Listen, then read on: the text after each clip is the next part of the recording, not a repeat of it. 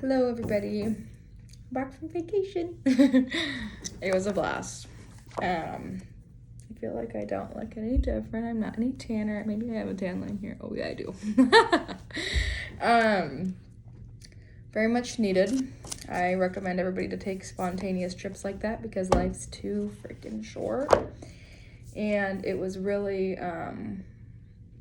nice getting out of my comfort zone. That wasn't anything I would have done before. If anybody knows me, they don't. It was a trip planned. I have a Delta credit card, and I had enough points to get 2 people to Hawaii for $7.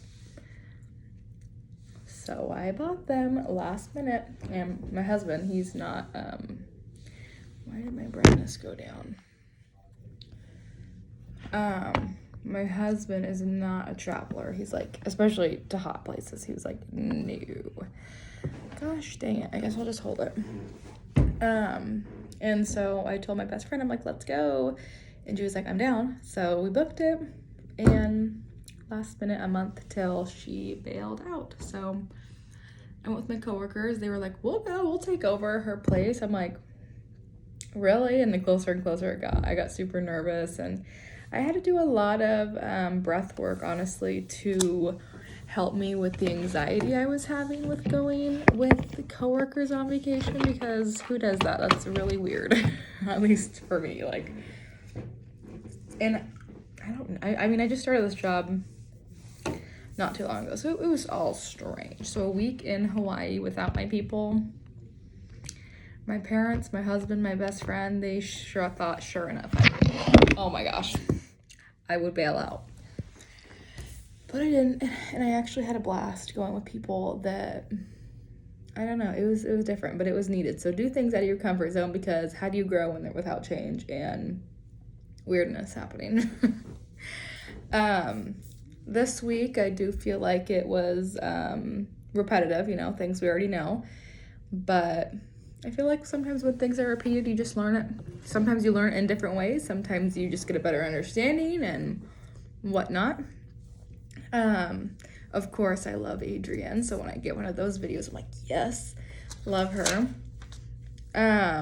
Doing the breathing with her, with the fingers down and the plug and this, that was really, really interesting. And even though, like,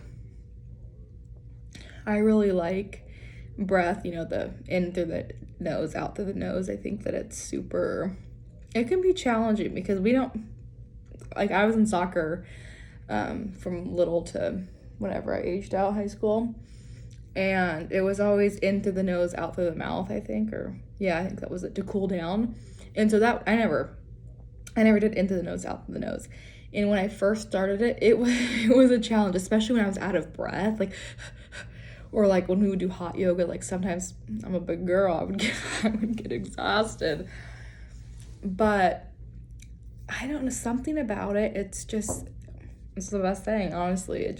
I feel like it really gives you clarity, and you just connect mind and body together, and it's amazing. And so that little tool, what did I say? Oh, I said it was really cool connecting brain and body.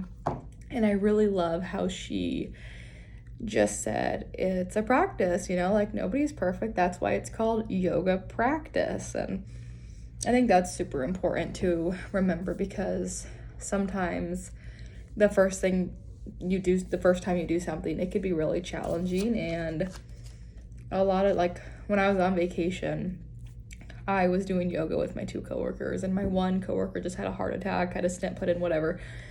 And she slept on the couch last minute. Sorry, I was only one bed.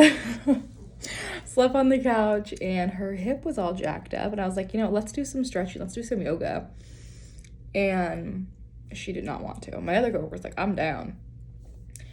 And we did get her to do some, like, hip flexors and some good movements with breath. And she hated it. It's not for everybody, Some people, I'm not against modern medicine, but I would rather try and heal myself that way, more natural with mind and body, because we do get in our heads a lot. You think you're sick? Guess what? You're probably gonna get sick. I believe in that, totally. But learning more, I feel like repeating the 8 limbs of yoga, you know, it's just, I do feel like I learn, the more repetitive it is, the more I'm understanding. Because at first, all the words, I'm like, I'm like, hey, what? Like, I don't remember how to say yama, asanya, whatever. But it will get there. It'll come to me. I don't know. I'd rather be like, oh, I'm doing this or I'm doing that or whatever.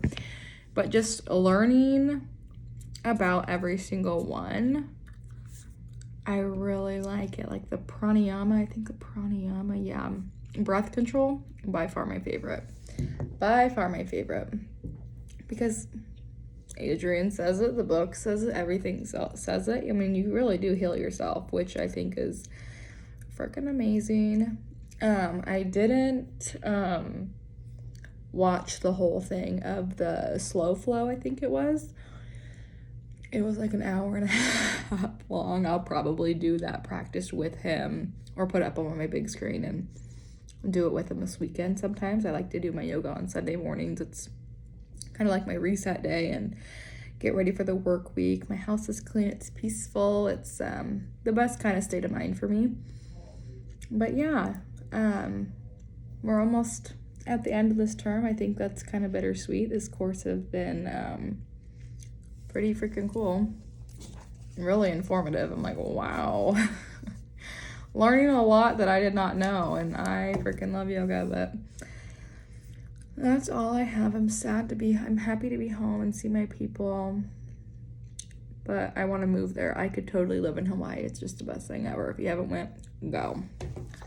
Kona's my favorite. Kona, I feel like, is my coworker's favorite. She's like, I've been to every island, and Kona's my favorite. Kona's home. So, travel, do things out of your comfort zone, practice yoga, stretch, and get in good breath. And remember, it's practice. No one's perfect. And freaking things are hard and uncomfortable, and they make you feel weird, but that's the best thing ever. How do we grow without weirdness? All right, I'm annoying. Bye. Thank you. Have a great weekend.